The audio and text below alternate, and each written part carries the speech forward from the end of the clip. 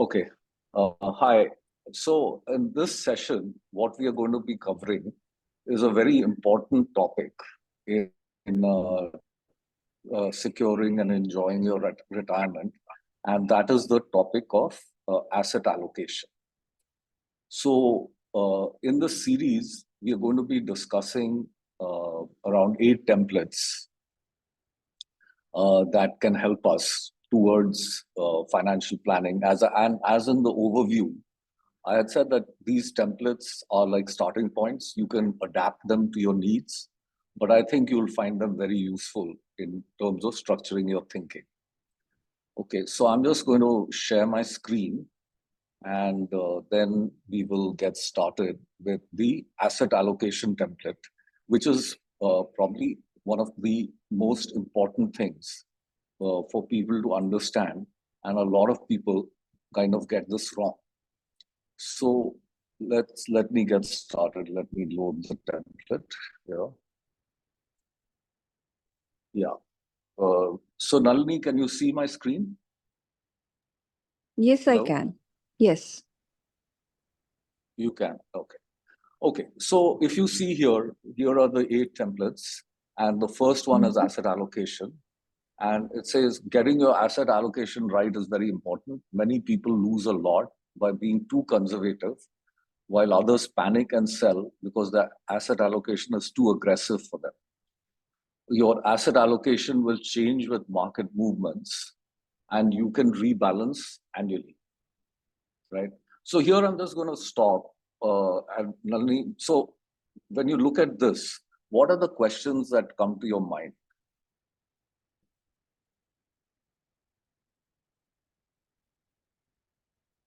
Hello? Hello, can you hear me?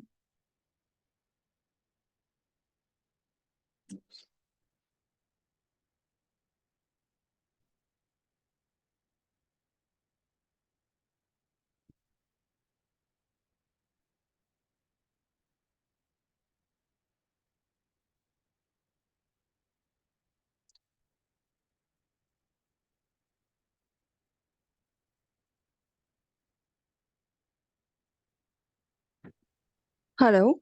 Hi. Sorry, I lost the connection. Hello, hi. Okay, okay. So I was just looking at this, and did you see the description of the template? Uh, can you see my screen? Yes, I am able to see it now. Okay. And if you read this part, this getting your asset allocation right is very important. I was just curious to see uh, when you read this, what are the questions that come to your mind? Because in the session, we'll address all of them.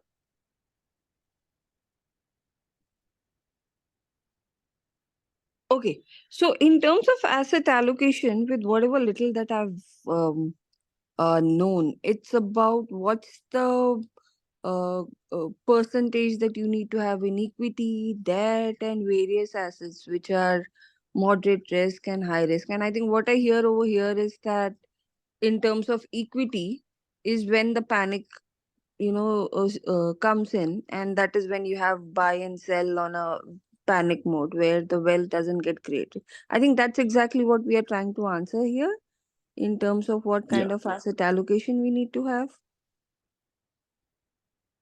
yes, that's correct. So let's jump into it. So if you look at the template, so now these numbers which I'm going to talk about, they are from the investment playground of Bharosa Club. Now, Bharosa Club is like a financial planning advisory service, which is where my son is the CEO, and it's a good place to. It has a free trial for 30 days.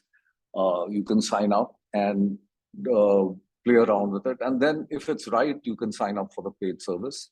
But aside from Bharosa Club, there are lots of other resources. So I'm not doing this to kind of say that you should sign up on the Bharosa Club, but I've used the data from there.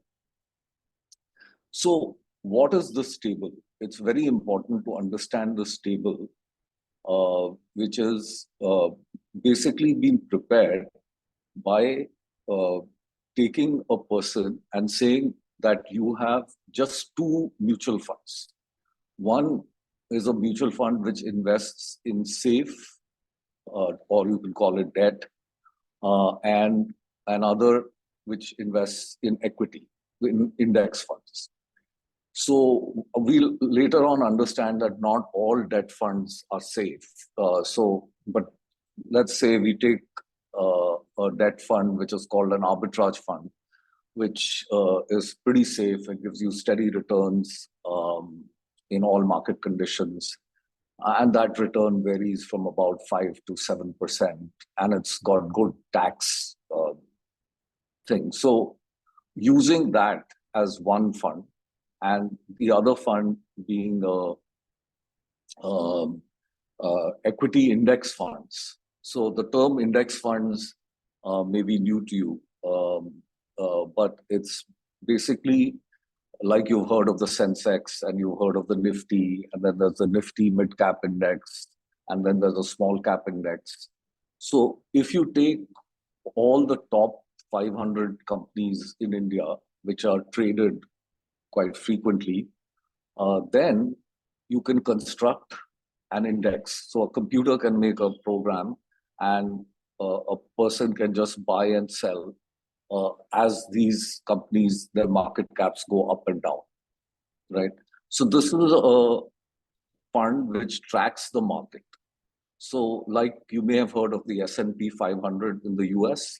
So here we took uh, funds which essentially mimic the Nifty 500 and put some money in that and put some money in this arbitrage fund. And then we said, let's look at data going back up to June 2005.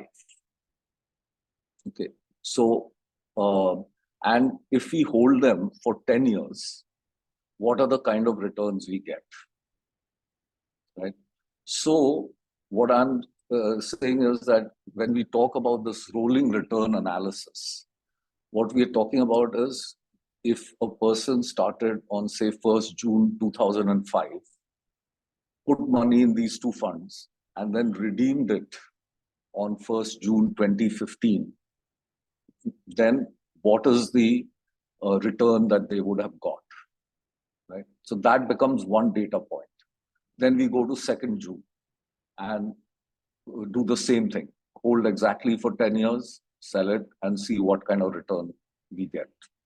So we get a whole set of data points, and this goes up to 2013 or now 2014, because 10 years have to pass, right? So we could go up to February of 2014. So there are a very large number of data points. So is this clear what this rolling return analysis is, what these two funds are, and so on and so forth, and how is this data being prepared? Any questions on Yes. that? Yes. No, absolutely. All good. Just one query. Why do we take Yeah. only 10 years? Because if it's 10 years, then it's only one crisis event that's being captured. So don't we wish to consider even till 2023, which is about 18 years? Wouldn't that give Yeah, a you better can do picture?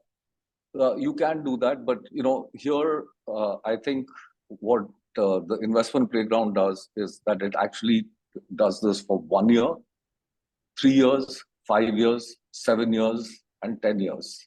Now, it could Okay. do it for 15 years, 20 years, and so on and so forth. The number of data points will become smaller and smaller, right? You see, there's a difference between a point-to-point return, right? I could take, like I invested 20 years ago, and what's the value now, right? But that's not rolling return, right? Because I could have picked a pretty good day to invest and a pretty good day to get out, and then I'll get a pretty nice return. Or I could have taken a bad day and I'll get a really bad return, right? So what we want to do is we want to average these out, right? So if you see this particular period includes the global financial crisis, which was there in 2007, 2008, right? Yes. It doesn't include the pandemic, Yes. right? Which was another period of volatility. But if you really look at it, the pandemic, there was a sharp down and a sharp up, so it was not such a major event like the global financial crisis, which was really a very big event, right? Where, Got it. so essentially, if we have covered the financial crisis period, that is, you invested on the worst day, like when the market was very high at the start of the financial crisis, and you uh, you know panicked and you sold, then you could have lost as much as 60 to 70% of your money, right? But if you didn't sell, even if you picked the worst day, right, then and you held on for 10 years, then this is the worst case return that you would get, right? So even with 100% of your money in equity, you would have earned 5.9%, right? Okay. Now, Understood. this is a very important point. Okay. So what we are trying to say here is that the longer your holding period, uh, while volatile equities are very volatile in the near term, if you can hold them for long, they are okay, right? So you won't lose money. And what if you play around with this investment playground, you'll see that if your holding period is over 7 years, then you don't lose money with equities. Right. Now, this is, of course, based on the past data. Right. So is that sort of clear? That the Yes. holding period determines your. So what does that mean? What that means is that if you have money which you do not need in the short run, right? So it's not emergency money. It's money that you're saving for your retirement and things like that. Then you should keep it in equities as long as you don't need it for at least 7 years. Okay. Got So it. if you look at this, yeah, sorry, go ahead. Sorry, I was just trying to look to raise my hand. Sorry to interrupt. Quick query. This equity percentages is 0, 20, 40, 60, 80, and accordingly the output changes. So what exactly is this? Just Yeah. possibly I may have missed. So here we are. So if we say 60 as equity, that means that in this data analysis, what we are analyzing is that if you had 100 rupees, you put 60 into the equity index fund and 40 into the arbitrage fund.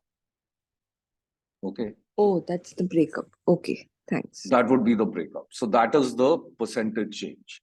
So as if it is 80, then 80 goes into equity, 20 goes into this thing. And then what we're looking at is the average case. So if I average all the returns and all these data points, what is the average return that I get? What is the worst case that I get? And what is the best case? Right? So let's take, say, this 60% equity. So it says that the average return that I would get is 10.6%, while the worst case I would get 6.2, and the best case I would get 14.8. Right? Does that make sense? Do you understand the average case, worst case, and best case? Yes. Okay, good. So you understand this table, right? So now when you look at this table, what do you see? That as the equity percentage goes up, the average case goes up and it reaches 12.8%. And remember, this includes a period of the global financial crisis, right?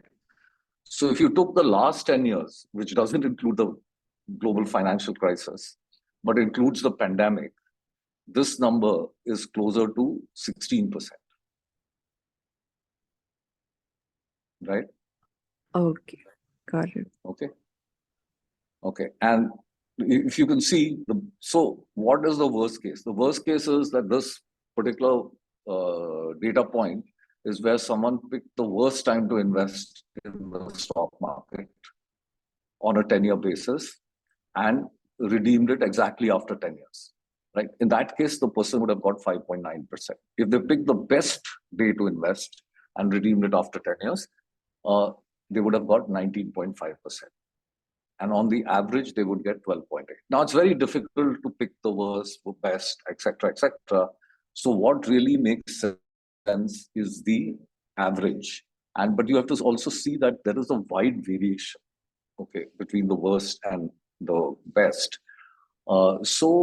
What we have to do is, since we can't necessarily pick the timing, we know that over, like, say, if you're still working, then you're going to be putting in money, your savings into the stock market almost monthly, what they call an SIP, right? So what is most relevant to you is the average case. Some of these will be closer to the worst case, some will be closer to the best case, and you're not actually going to withdraw money in 10 years, right? So actually speaking, you get pretty good returns the more you can keep in equity. Okay. So, one of the big problems in India is that people like real estate, they like gold, they like fixed deposits. Okay. And they don't know that much about equity, so they don't invest in equities. So, at a national level, there has been a major, what I would call a tragedy, that if Indians had invested more in equity, like in from 2000 to 2020, I did a analysis. Then, if 60% of the money in fixed deposits was put into equity, then they would have had 500,000 or 5 lakh crores more of wealth.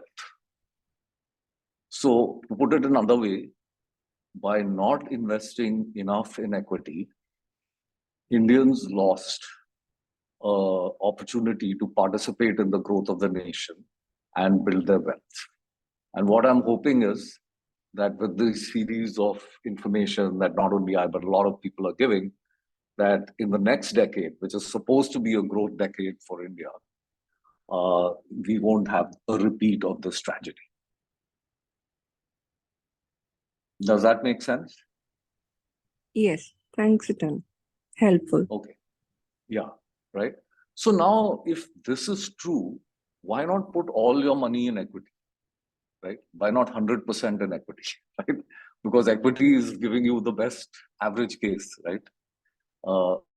And even the worst case is not that bad, and the best case is pretty outstanding, right? So the thing is that why you shouldn't put all your money in equity is that equities are very volatile in the short run.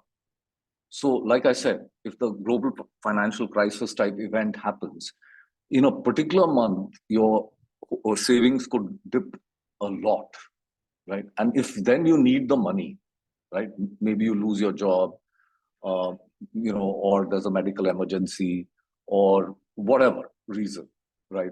There's a marriage that you have to pay for, or some other reason, then you will have to withdraw, and at a bad time. So you don't want to put your short-term money that you might need into equity, right?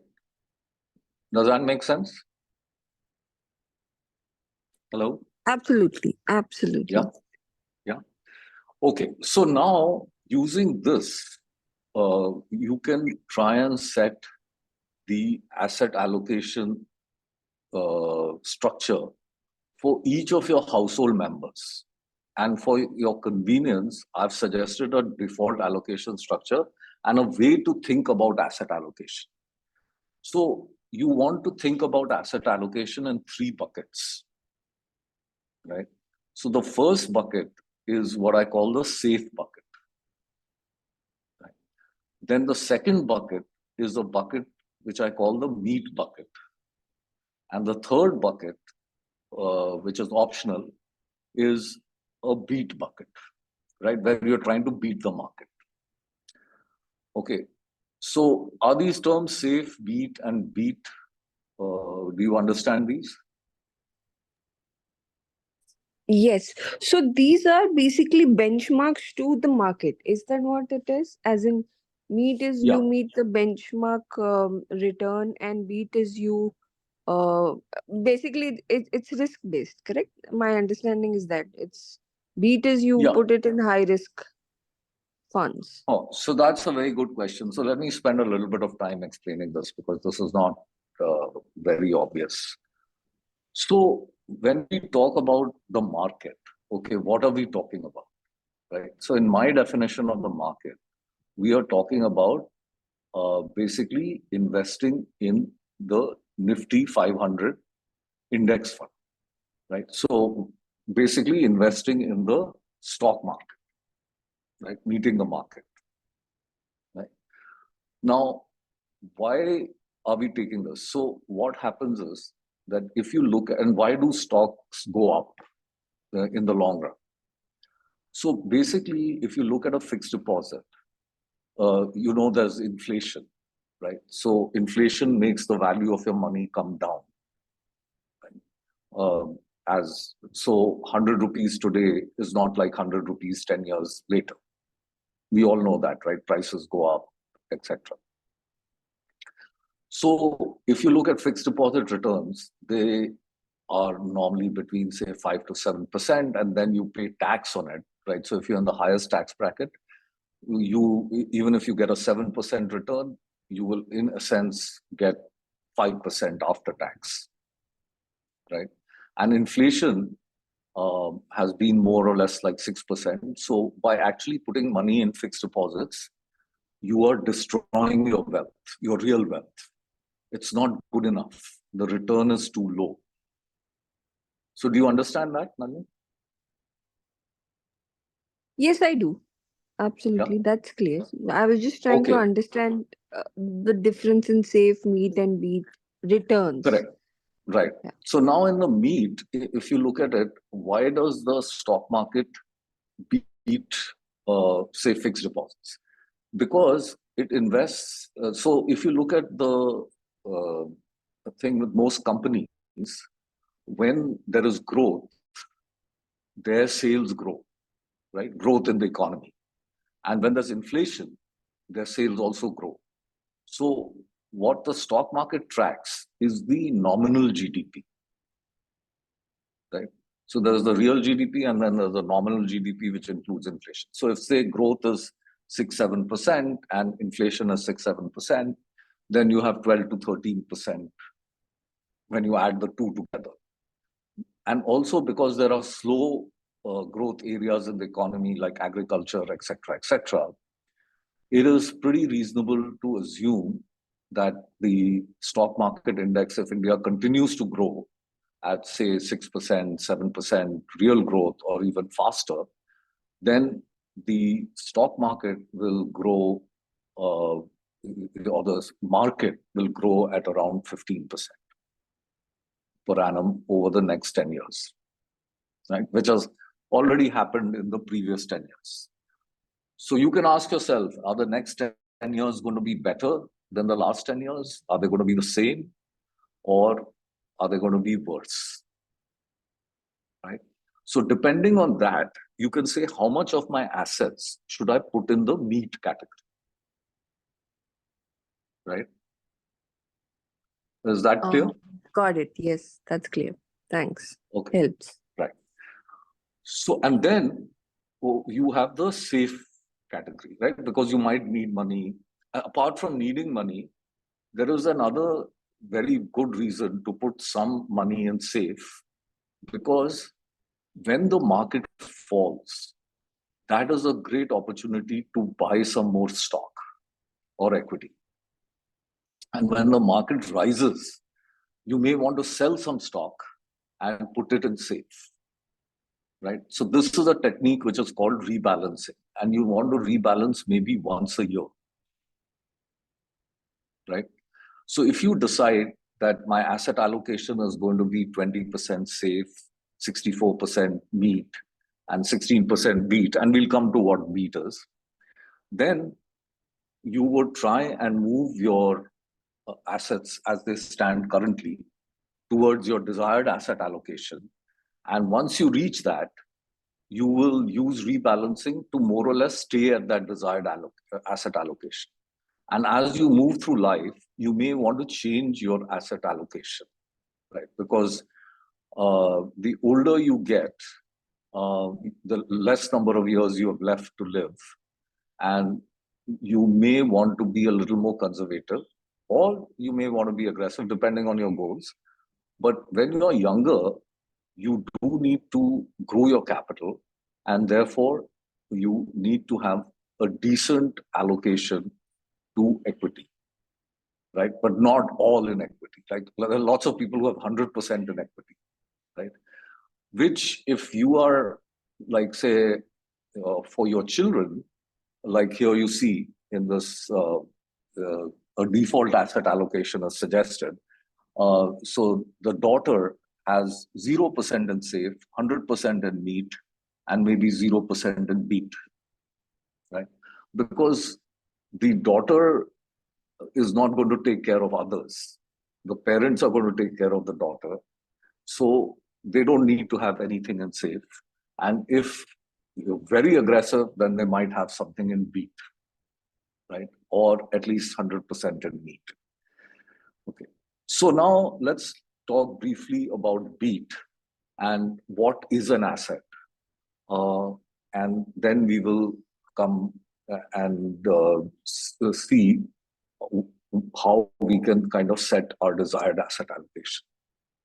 Okay. So when we want to try and beat the market, right? So there are various things, like you have these portfolio management schemes, you have active fund managers, like which say this fund, that fund, whatever. You can also invest in a single stock, like you could buy Infosys, you could buy Hindustan Aeronautics, etc., etc. Right? And in these kind of cases, what you're trying to do is you're trying to beat the market. You're trying to do better than the index. And in certain cases, you end up paying a fee. So when you go to an advisor and you say, okay, I want you to be my advisor because you've been advising so many people, and tell me which mutual funds I should buy. So the person says, yes, yes, I will help you. And I'm going to put you into these mutual funds. And you don't need to pay me a fee because I'm being paid by the mutual fund companies, right? So they will put you into regular mutual funds.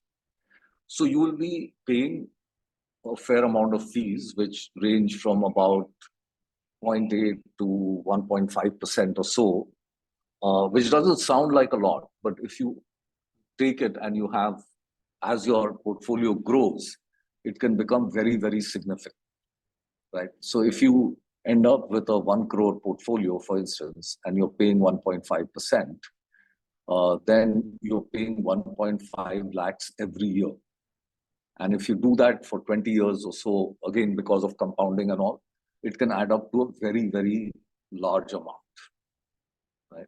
So if you understand your asset allocation, you understand how to pick what assets you want to invest in, then you can almost go into a thing where you don't need an advisor. And even if you need an advisor, you pay the advisor a fixed fee, okay, and not based on a percentage of your assets.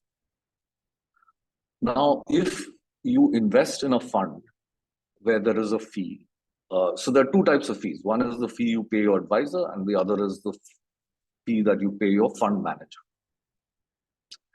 So if the fund manager does an excellent job, say you pay a 1% fee, but that fund beats the market by 2%, then there's no harm in paying the fee, right?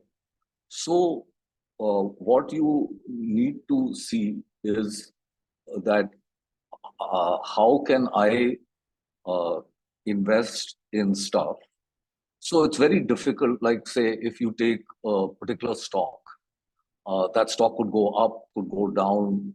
Uh, how do you research the stocks? If you pick right, you could do really well.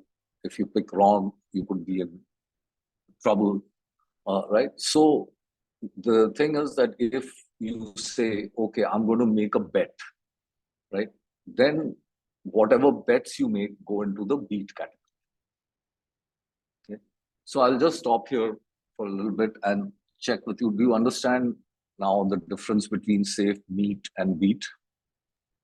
Yes, I do. Yes, I do. Thanks a ton.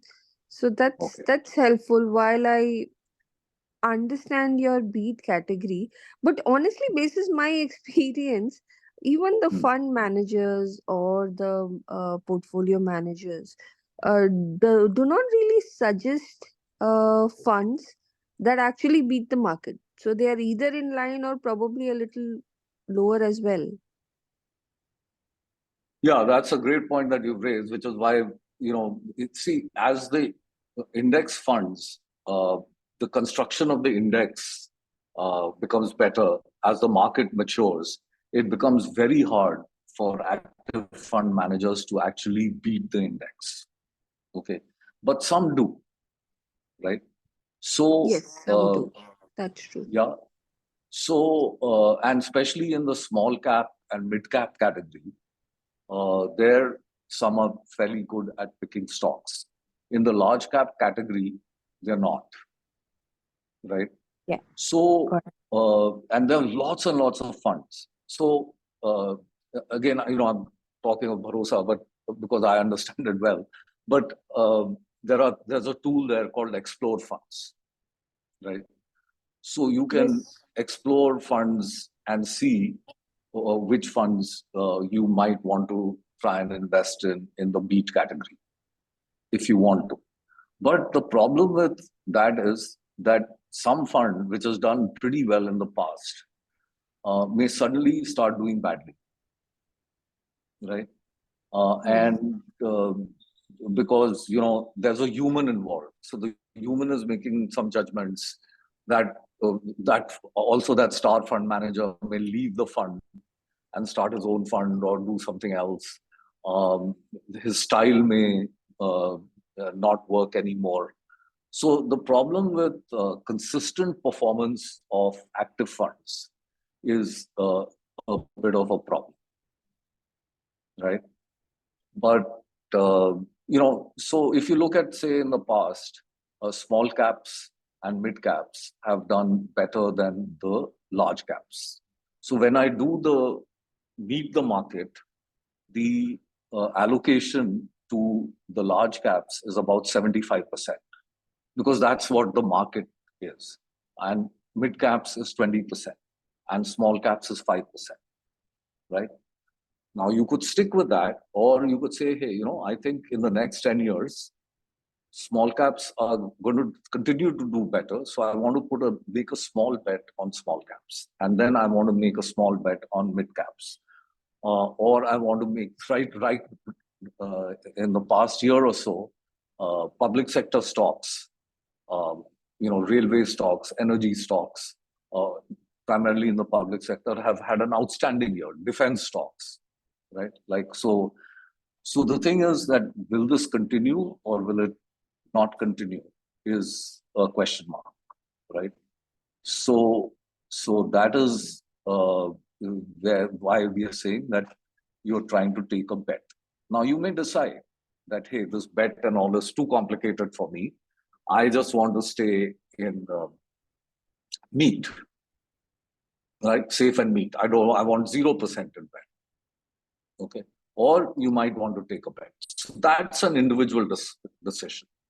So what I'm saying is that it's perfectly okay. Like, say there was one person who was older whom I met, and he said, I keep all my money in fixed deposits because I understand them and I don't need a greater return than what these fixed deposits give me.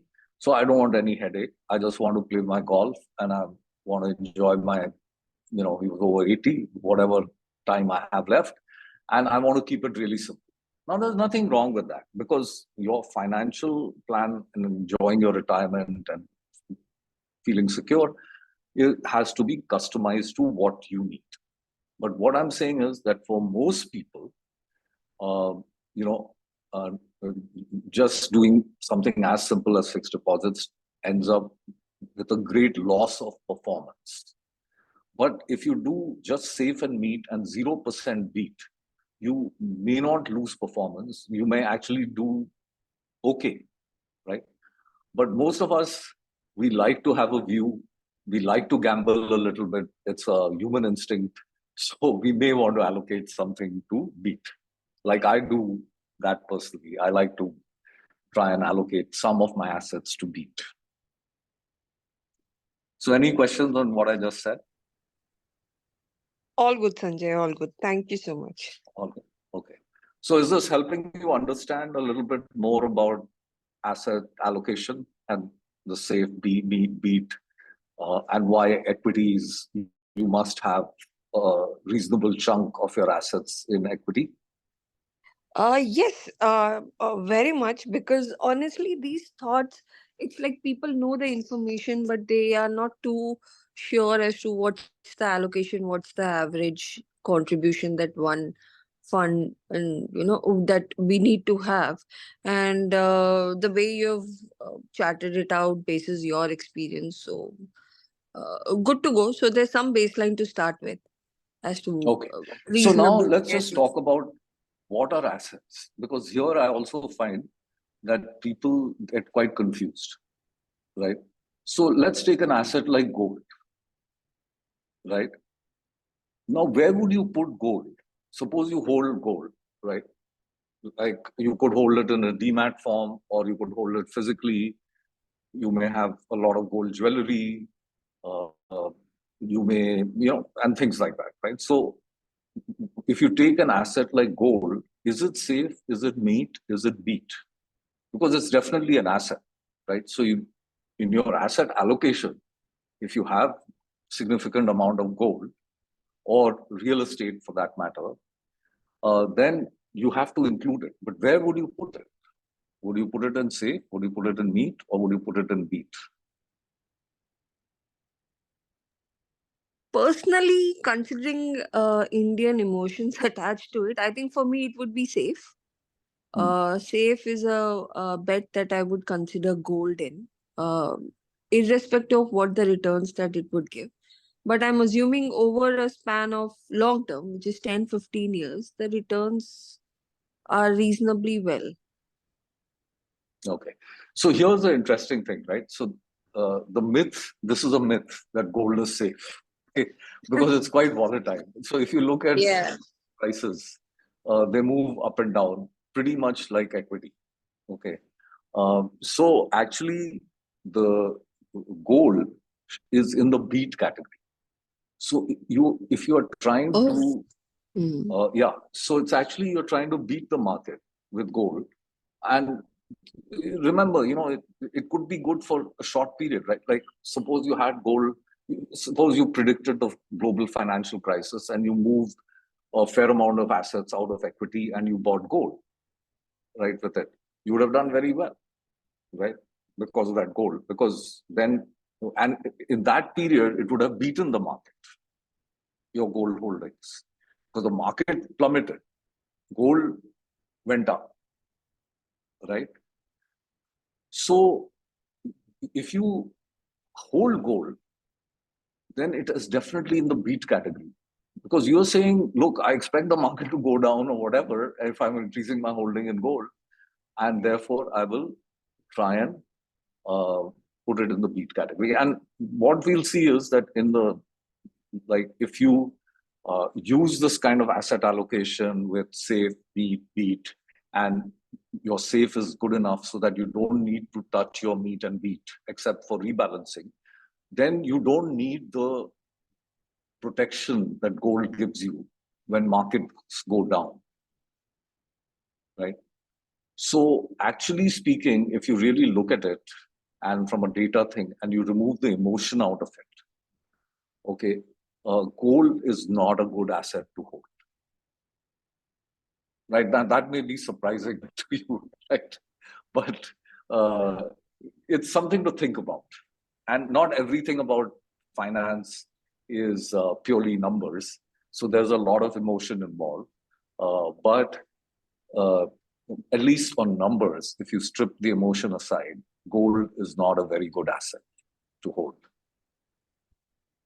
Okay, and Is why that would you say surprising? that?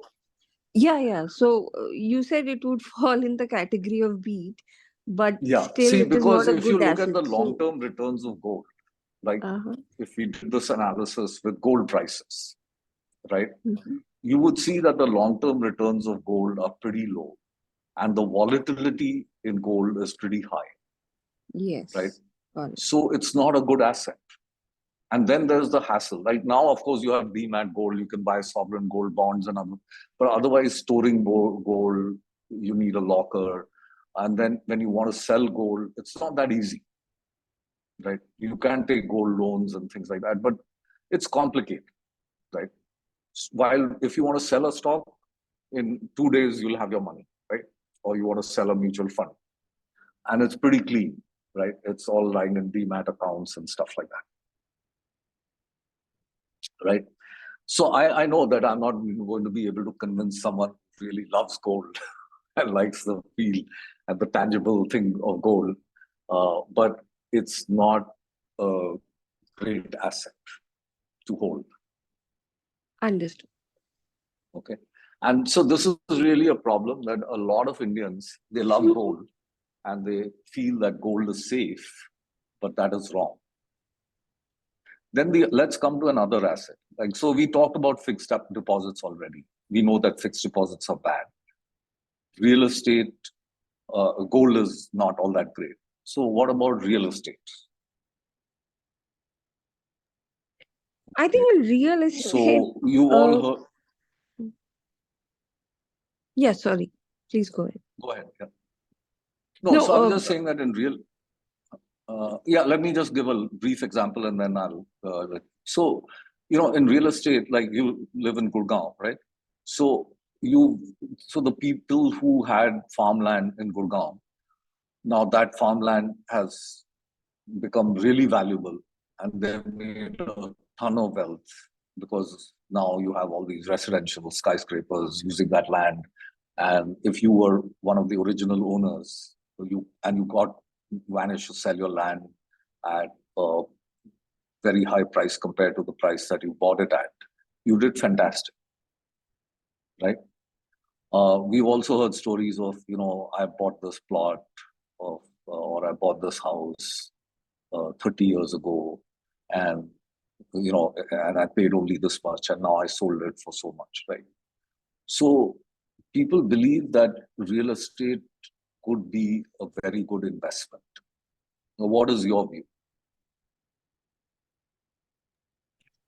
I think in real estate, whatever little that I've seen of, at least in the Gurgaon market, the returns have not been phenomenal, at least in the last 10 years. Hmm. So in real estate, it's a very smart investment that one needs to do. And I also feel that there's also luck factor involved in it. If we really have to get significant returns from a real estate investment. But overall, on an average, the returns are not higher than the equity. That's my observation. No, you're absolutely correct. And the other problem with real estate is liquidity, right? Like it's easy to buy it, but it's pretty tough to sell it. Okay, and the transaction costs are pretty high. Now, if you are very good at real estate, right? Like you're very good at spotting opportunities. Like if you're very good at in the stock market, you can spot individual stocks and you can buy them and then sell them. And maybe you take a piece of land, you develop it, or you're an architect, you build a really nice house, and then you can flip that real estate and all. But for most of us, real estate is definitely an asset in the beat category. You're trying to beat the market with your real estate investment. Uh, there is also the element of leverage, right? So you can borrow, you can take a mortgage. So you don't have to put your money. uh, to buy the house or the apartment. And therefore, when you calculate your return, you have to calculate the return on your money less the money that you paid for loans, uh, and less any tax deduction that you made. If you buy it as an investment and you're not living in it, then you could get rental income. But then you pay property taxes, you have to maintain it, right? So again, I out of so after equities, the asset class that gives the best return is real estate. And in real estate, you also have commercial real estate and you have residential real estate and so on. But my thing is that if I don't want headache and I want simplicity, and remember the title of these talks is securing and enjoying your retirement. So then I'm saying if there is a simple path, then why should I complicate things with real estate? Right? Now, in my personal thing, I've gone so far as not to own any real estate anywhere in the world, though I have assets in US and India and so on.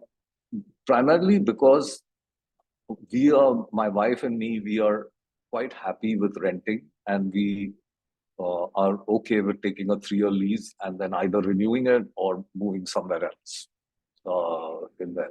So we don't have an emotional tie-in to owning a house, right? Forget about investing in real estate. But even our primary residence, we don't have a primary residence. Right? Now that's a bit unusual. But if you look at the finance, and I'm just going to give you a quick example here. So the apartment that we live in Mumbai is pretty large 4-bedroom place, and in Mumbai that's really expensive. So let's say it's about 25 crores. If we were to buy that, okay, uh, when we rent that apartment, we pay approximately 5.5 lakhs. We were paying about 5, but then because of escalation, the rents have gone up. So let's say 5.5. So we're paying about 66 lakhs in rent a year. Okay. But if I earned a 10% return on the 25 crores, I would be making 2.5 crores. So where is 2.5 crores and where is 66 lakhs? Right? So financially, makes no sense to buy a home. It makes more sense to rent. But then it's not about finance, like I said. Right? It's also about emotion, that you have your own home. You can do it up the way you want, and stuff like that. But if you put emotions aside, then and equities, for instance, give you a better than 10% return in the long run, then clearly for wealth creation and for enjoyment and for securing your retirement, equities is a better asset class than any of the other asset classes. Okay. So is that something that is useful to you, Nalini? Yes, it is. Yes, it is. I think it's just revalidating my thought. But yeah, absolutely right. In Yeah. terms of the attachment that one has on real estate. But like you said, I think it's emotional. So one apartment or one place to stay is what one aims at, and rest can be Yeah. allocated or diversified into other portfolios. Yes, yes. So I think the whole psychological part and the emotional Yeah, part yeah, is very important, because even the decision to have a child, if you just yeah, look at it in financial terms, is not a great decision. Right? But if you look at it in a holistic sense, it's a fantastic decision, right? To have a child, and all that kind of stuff, right? true. But what I'm trying to say is that if you understand data, then depending on your uh, circumstances, you can use that data to say what is the cost of this emotional thing that I'm bringing to the table. Okay. And am I really, willing to pay that cost for the emotional benefit that I would get, right? Now, by owning that apartment that I was talking about, you know, maybe that apartment appreciated, I would be protected against rent escalation now. But to me, the gap between 2.5 crores and 66 lakhs is so large, right, that I don't want to do it, right? And then this gives me mobility. I can decide that I want to move to Bangalore or Goa or maybe back to the US or whatever, right? So for me, there are some positive emotional things towards renting rather than negative. So for me, it's a great decision, but that may not be true for you or for somebody else, right? So you got to combine the psychological and emotional things, and then, but when it comes to investment, where it's not a where you're not staying in the home, then real estate is not a very good investment. Some people have holiday homes. Some people are investing because they feel they'll get a steady rent. Like if they have two children, they say, okay, let me buy one apartment for each child. But also a lot of property disputes and things like that happen when someone passes away and leaves property. So for a variety of reasons, keeping it simple, you can do this with mutual funds. And that's one of the things, takeaways that I want you to have, is that can you achieve your goals for securing and enjoying your retirement with just mutual funds? Because then it's great, because you narrowed it down, right? Okay, so I'm now going to move on to another asset, which I've found a lot of people have, which is not a very good asset to have, and which is some kind of insurance combined with investment. So you may need life insurance, and I hope you do have some life insurance, like term life insurance. That if something was to happen to you, then your children and all are protected, at least financially. Okay. Yes, yes. But the thing of combining investment and insurance is a terrible idea, right? So I've seen a lot of people with things like unit-linked insurance plans, which is an asset. I've had these sum assured life plans, whole life plans, endowment plans, and things like that. Now, if you deconstruct that and you say, okay, I will take insurance for my life insurance needs, and I'm going to take just a term plan where I get nothing back. Like when you take fire insurance, if there's no fire, you don't get any money back. If there's a fire, then you get reimbursed. Right? Same way with your life insurance. If you live to pass, say, 65 or something to when you need your life insurance, then you should get nothing back, which is why then the term life insurance premiums are very low, right? But people don't like this, okay, I'm just paying for this and I'm getting nothing back. So the insurance companies play on that psychological need for people saying, I'll give you a return of premium policy, or I'll give you a whole life policy, or I'll give you an endowment policy, and all kinds of things. So I've worked with quite a few people, and I'll give you a concrete example. So there is a person who was sold this insurance plan, which said that you put something like around 3 lakhs or maybe 3,50,000, but for simplicity, we'll take 3 lakhs for 10 years. Okay, so you will every year give 3 lakhs to the insurance company, and so you will invest 30 lakhs, okay, over the 10 years. Right? Now, after the 10 years are over, the insurance company will give you 2 lakhs every month. And at the end of the 20th year, it will give you an additional 50 lakhs, right? So you invested 30 lakhs, you're going to get 24 lakhs plus 50, so 74 lakhs. Now, this seems to be quite nice, right? What do you think, Nalini? Absolutely. So you mentioned the 2 lakhs per month for the next 10 years? Not per month, per year. Per year. Okay, okay. Sorry. Okay. Okay, so you invested 30 lakhs, you got 20 lakhs over 10 years, plus 50 lakhs at the end of the 20th year, right? Yeah, So you got 70 lakhs, and best part, no tax, right. right? So it's basically Okay. doubling up in the next 10 years, so overall 20 years. But vis-a-vis, if we have to do the same equity investment, I'm assuming that it would be much higher. Yes. So this is the thing. You see, it sounds so good, right? I mean, so people get taken away. Then there are some cash flow statements that you sign. Your insurance advisor, very nice, and all that kind of stuff. But when you actually calculate it, if you put it in Excel, and you can try this exercise, you will see that the return is only about 4%. It's even worse than an FD.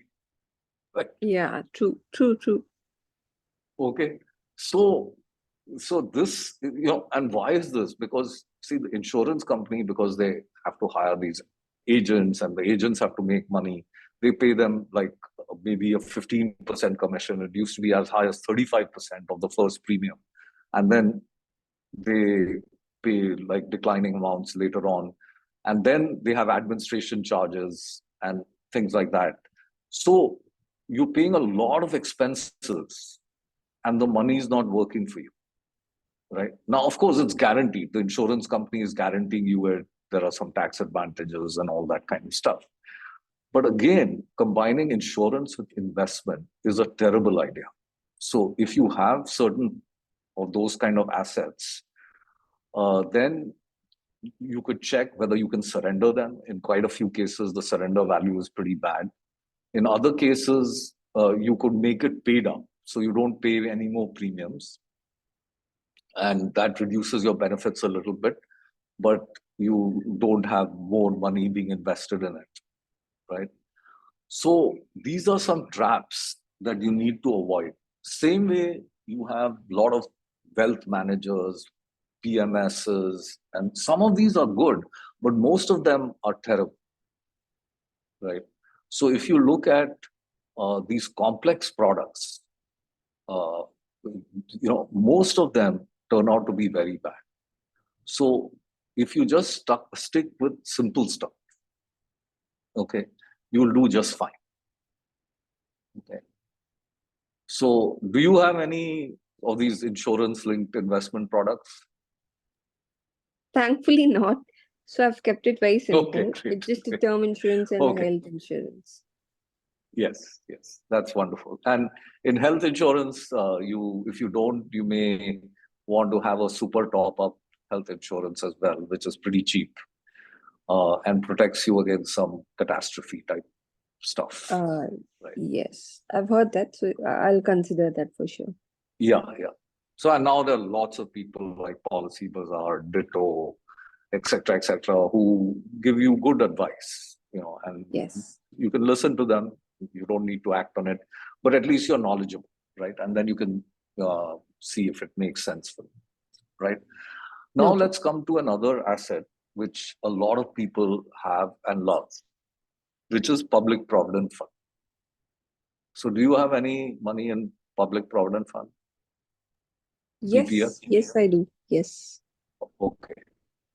So now, if you have understood this framework, and you said that, look, the public provident fund in these three buckets, like safe, beat, where would it fall? In the beat category, actually, the PPF. No, the PPF would be safe because it's guaranteed, right? I mean, you're getting a return. It's pretty Yeah. safe. It's not liquid. Okay, so there's a difference between Uh, liquidity and safe, beat. Okay, but yes, you're yes. not trying to beat the market with PPF. You're trying to keep this as safe, right? The only problem with PPF is that it is not liquid. So if you need it at any time, right, you are not going to be able to get it all out. There are certain things that you can withdraw and all that kind of stuff, right? So this is another case where you have to see that if I just did arbitrage funds, okay, which you may or may not be aware of, but you could study them for your safe money, then you get the benefits of fairly low taxation, pretty good return, okay, and the advantage of liquidity, right? So, uh, the idea of, so I'm not saying PPF is bad, but what I'm saying is that uh, if you are using the simple safe beat construct and you want to have some money which is readily available to you, then considering arbitrage and uh, getting rid of PPF may not be a bad idea. I have seen some portfolios where the public provident fund is extremely large, the amounts, because they've accumulated it over time. And then it becomes way more than the 20% in safe, right? Now that's where you're losing money, because you could be putting a fair amount of that money into meat or beat, and that definitely will exceed the public provident fund returns.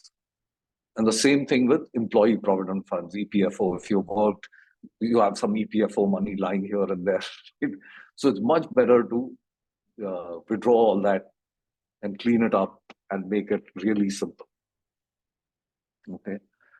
So again, these are things to think about and consider, right? So gradually, personally, I've been on a path of simplification where my assets are in very, very few categories and are extremely simple, and I'm getting a pretty good return. So at the same time, like in the US, there are these things called inflation bonds, where uh, I can beat inflation. They are liquid. After 5 years, I can withdraw them at any time. You can only buy a certain amount per social security number. And so I decided that I would want to keep some of that money in uh, these kind of things. And it paid off very well when inflation in the US went up very high. So it's again a question of trying to understand in this whole safe beat construct, which assets you want to hold, which are simple and which help you meet your goals. Right. So is there any asset that you have which you think I've not covered, or which other people have, which you would like to talk about?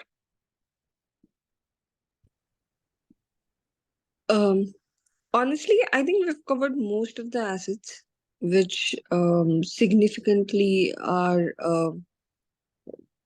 major contribution in the overall portfolio. So Yeah. nothing unique comes to my mind, honestly, for now. Okay. So was this session useful for you in terms of shaping your thinking around asset allocation?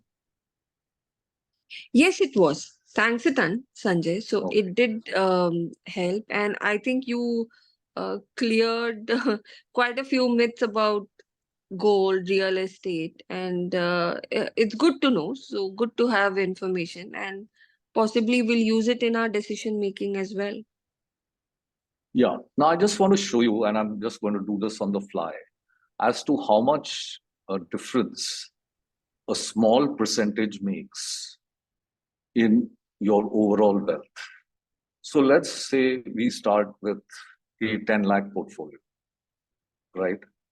And so I've just put 10 there and into 1.05.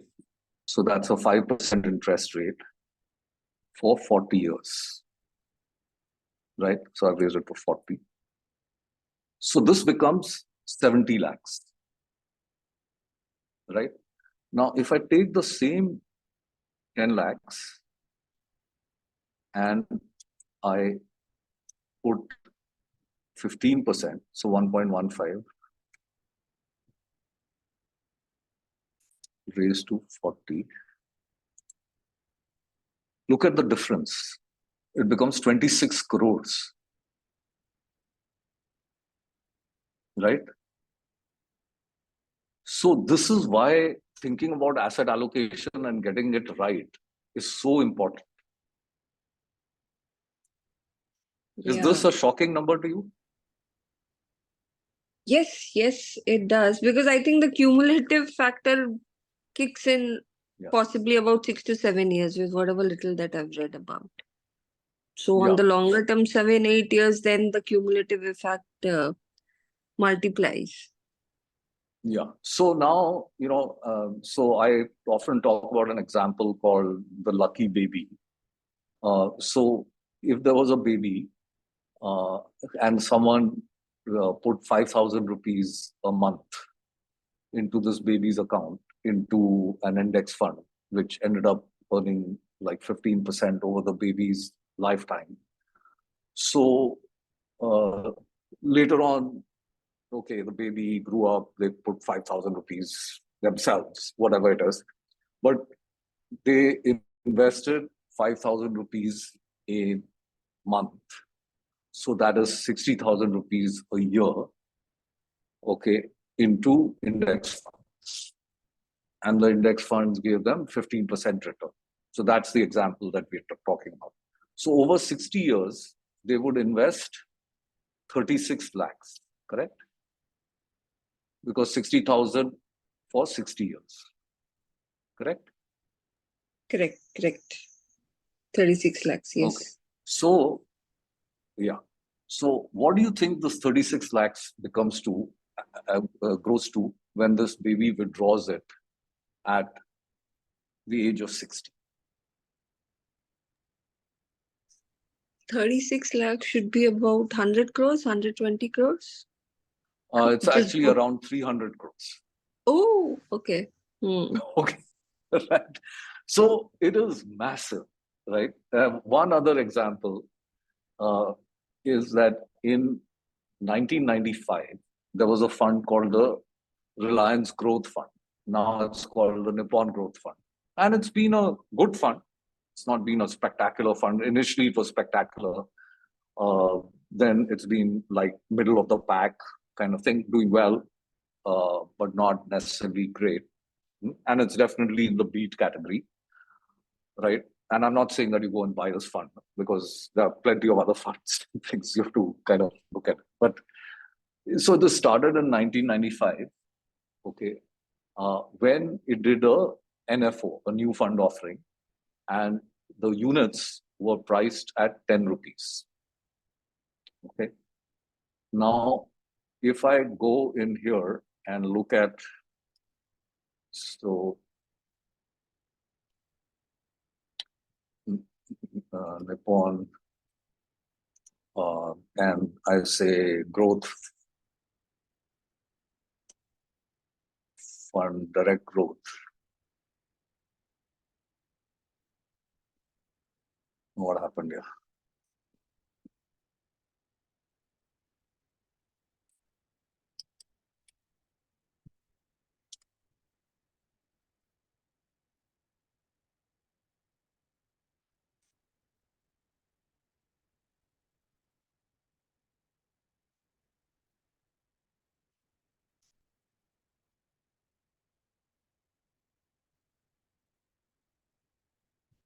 Okay, look at the price. It's 3594, right? That means it's grown 359 times, right? So if you had put 1 crore in 1995, which obviously is a very large sum of money in 1995, you would have 359 crores today, Yes. right? Is that shocking? True. Yeah. So Yeah. this just shows that this power of compounding is huge. So if you can save and you're continuously saving and you're putting it in the right asset classes, then you should have no financial anxiety. because you will do well, right?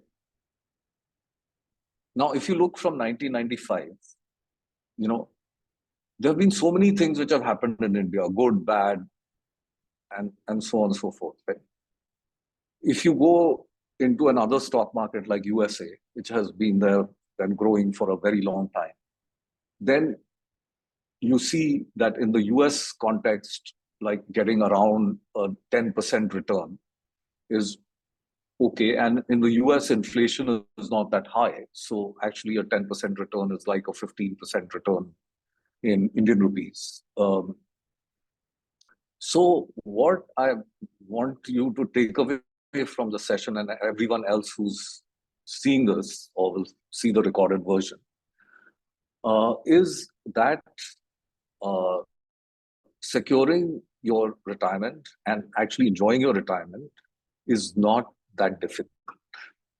And you should have no anxiety about it as long as you plan right. So if you're young, then you can be saving. If you're older, you've already built a corpus. So if you invest that corpus correctly, that corpus will keep growing. You can keep spending. We'll see some of these in the other templates as we go along in these sessions. But here is what I hope will show you that, how important it is to get your asset allocation correct and to think about. So we'll kind of start wrapping up the session, but let me just make a few points and then we'll have more of a discussion with Nalini. So one is consider arbitrage funds for your safe money. Now this, after 30 days, there's no exit load and there's equity taxation on redemption. Okay, and if you say go in here and you look at, say, Invesco, arbitrage fund, direct growth, and there is not much this thing about which arbitrage fund to use. You can do your little bit of research, but like Nippon is good, Invesco is good. There are a few others. We'll see how this thing comes up. Okay, so now this is like you saw that I just typed in this Invesco growth fund, and then I picked the money control thing. Oops. Oh, so this.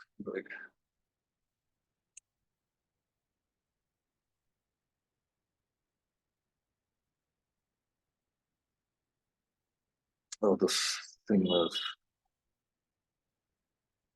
I think there is.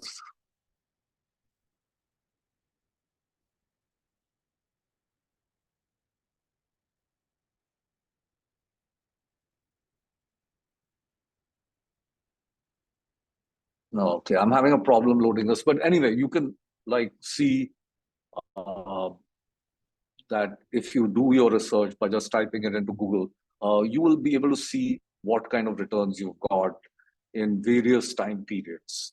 And these funds essentially they use futures and options and all those kind of things, but without getting into the complications, they don't necessarily they don't take equity risk.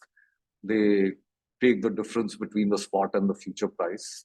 That's why they're called arbitrage funds, and they give you pretty safe returns.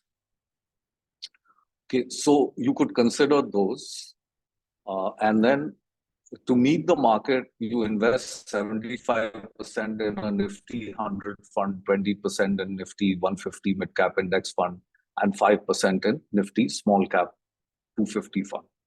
Right? To beat the market, choose active or passive funds based on the bets you want to make. Right? So if you restrict yourself to mutual funds, you could say, okay, in beat, the meat has only 20% in Nifty mid cap.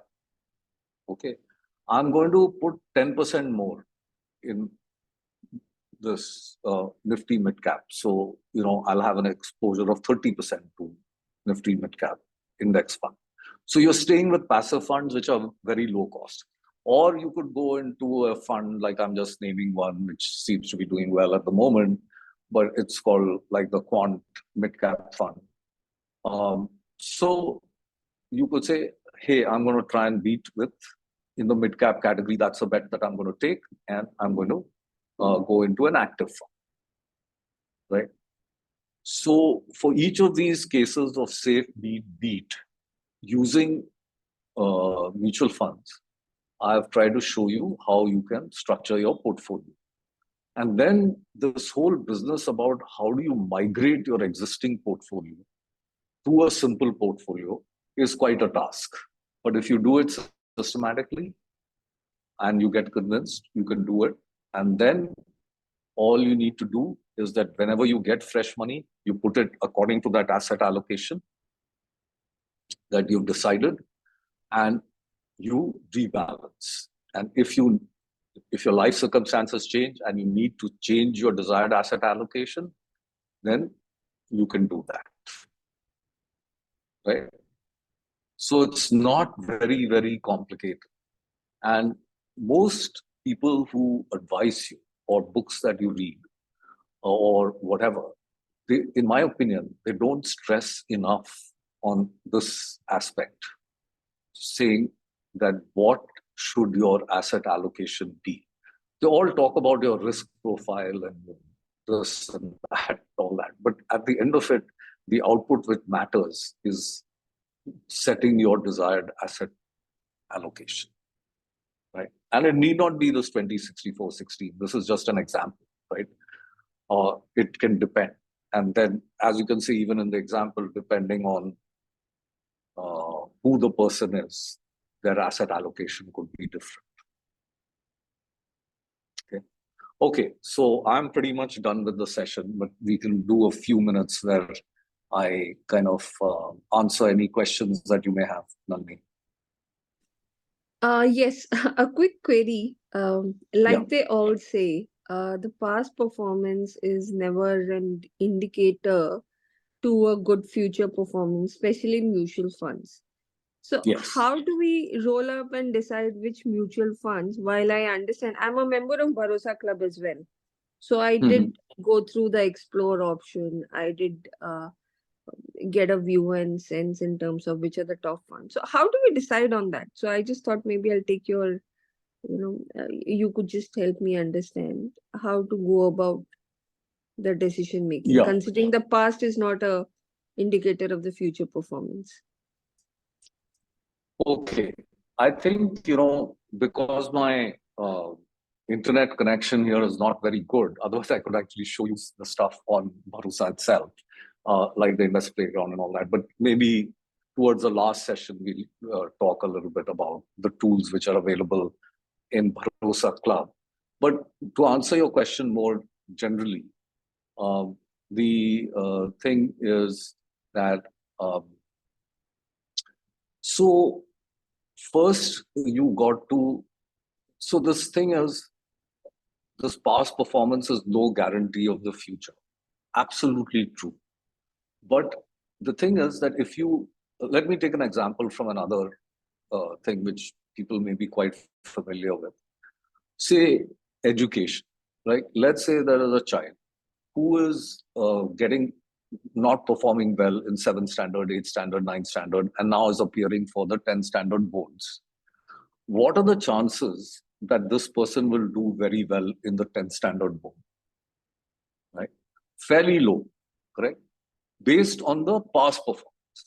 Now, could that person do a fantastic job in the 10th boards? Maybe that person has turned around or whatever. Yes, sure. But based on the past performance, I would. And if I take the reverse thing, that there is a person who's been topping his class every time and then goes into the 10th board, that person is likely to do well. Okay. Now, maybe that person has a bad day, maybe has a fever, doesn't do well, who knows? But so the future performance, like the performance in the 10th class board, uh, may not be all that great, right? You never know, right? In there. But the past performance is a very good indicator of what the future performance could be, right? But when we think of this logically, so our first thing is to say that, okay, now, so let me take a concrete example. So first is, why do we think that India will do well in the next 10 years, right? So we seem to have a stable democracy. There is a change in the mindset of the people. They're becoming more aspirational. There's better infrastructure being created. India seems to be geopolitically in good shape. So that's the plus side. The negative side is there seem to be a problem with jobs and job creation. There's a still, India has some of the worst polluted cities on the planet. And so there are lots of challenges too, right? But I can take a view on both sides. Either I'm pessimistic about India or I'm optimistic. And then I can, of course, change my view as time progresses. So that will affect my asset allocation, right? If I'm very optimistic about India, I will tend to be more aggressive. If I'm less optimistic about India, I will be more conservative, right? And of course, I can change it as I go along, right? So that's the question about how you think about it in a logical way, right? Then you also have this thing about, like, let's say public sector firms. They have performed extraordinarily well in the last year, like over 100% returns. Right? Now, why was that? Because they were not doing very well in the past, but then because of government spending, a large part of it going into public sector firms, their revenues have gone up, their management has improved, etc., etc. Now, if the infrastructure spending continues to happen and GST collections are good, etc., maybe that will happen. Now, has that already been reflected in the stock price? I don't know, right? So the thing is that, would I want to take a small bet on public sector undertakings, and then how would I express that bet through mutual funds? If I've chosen mutual funds, are things to think about, and things that your advisor could possibly help you with. Right. So what I'm saying is that either you become your own advisor, check with your friends, family, etc., and you can discuss and be your own advisor and take an informed decision, or you can go to a professional advisor who charges a fee, preferably, and not a commission, and take advice from them, not for life, but for a short period, if the fee is reasonable, and reach a conclusion, right? Was that helpful? Yes, thanks, Siddhan. What else? Anything else?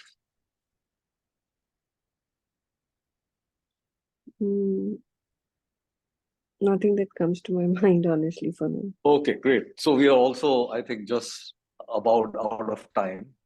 So that's a good place to kind of stop the recording. So thanks a lot. I'm glad I had you as my audience in the live session. So at least it Thank you, was very Sanjay. I nice. would like to thank you for taking time out and trying to help and just share your knowledge and experience with the larger group for their betterment. So that's really helpful. That's very thoughtful of you. Thank you so much.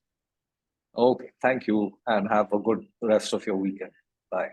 You too. Chalo, bye.